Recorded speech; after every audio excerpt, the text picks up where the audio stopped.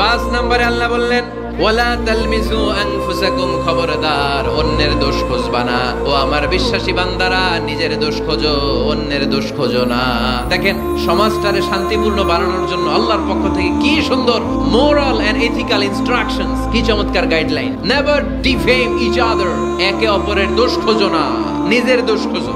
যে নিজে নিজের সমালোচনা করতে পারে সেই সর্বাপেক্ষা বুদ্ধিমান। যারা নিচু মানের মানুষ এরা মানুষের দোষ নিয়ে কথা বলে, যারা মাঝারি ধরনের মানুষ এরা এলাকার ঘটনা বিভিন্ন বিষয় নিয়ে কথা বলে, আর যারা বড় মনের মানুষ এরা আইডিয়া নিয়ে কথা বলে। তারা তাদের আইডিয়াকে কাজে লাগিয়ে সমাজটারে পাল্টে দিতে চায়। আপনি নিজে ঠিক হয়ে যান, দুনিয়া এমনি ঠিক হয়ে যাবে।